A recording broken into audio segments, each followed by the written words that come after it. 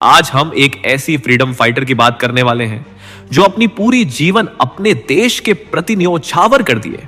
इतना ही नहीं, उसके पास अच्छा खासा ऑप्शन होने के बावजूद भी वह अपना सारा जीवन देश सेवा में लगा दिए और अंत में उस महान व्यक्ति को इस तरह से मौत हुआ कि आपको सुनकर पैरों तले जमीन खिसक जाएंगे। हाँ, आज मैं बात करने वाला हूं सुभाष चंद्र बोस की पूरी जीवन काल से जुड़े हर पहलू को आसान शब्दों में एक्सप्लेन करूंगा।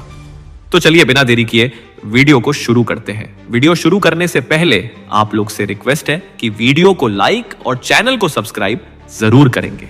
सुभाष चंद्र बोस का जन्म 23 जनवरी 1897 में कटक शहर में हुआ था। उस समय का बंगाल प्रेसिडेंसी था, लेकिन आज का ओडिशा स्वतंत्र राज्य है।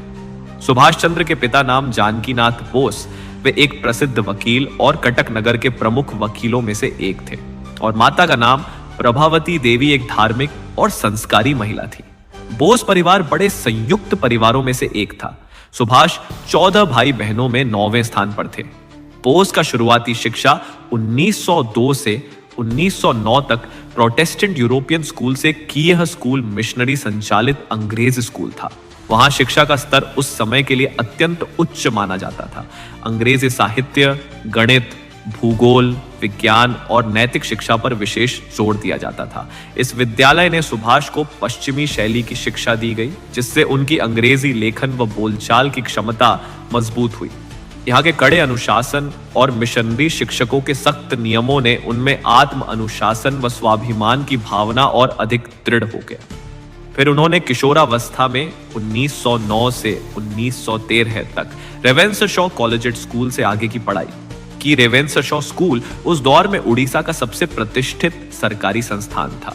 आज सुभाष को पहली बार भारतीय इतिहास, संस्कृति, संस्कृत भाषा और बंगाली साहित्य को गहराई से पढ़ने का अवसर मिला।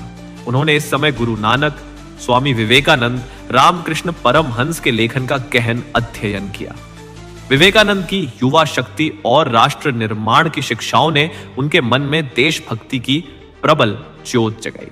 यह भी उल्लेखनीय है कि यहीं रहते हुए उन्होंने अंग्रेजी और भारतीय संस्कृति के बीच के भेद को गहराई से समझा, जो बाद में उनके राष्ट्रवादी विचारों का आधार बना। अत्यंत मेहनती और प्रतिभाशाली, पढ़ाई के साथ साथ वे खेलकूद, वाद विवाद और निबंध लेखन में भी आगे रहते थे। स्मरण शक्ति और विश्लेषण क्षमता असाधारण थी।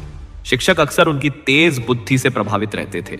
स्कूल में उनकी छवि ईमानदार, आत्मसम्मानी और नेतृत्व क्षमता वाले छात्र में थी। अनुशासन प्रियता इतनी गहरी थी कि वे किसी भी प्रकार का अन्याय या असमानता सहन नहीं करते थे। फिर उन्होंने 1913 में मैट्रिक परीक्षा प्रथम श्रेणी में उत्तीर्ण की, जो उस समय एक बड़ी उपलब्धि थी। इसके बाद उन्होंने कोलकाता के प्रेसिडेंसी कॉलेज में प्रवेश लिया और फिलॉसफी विषय को चुना।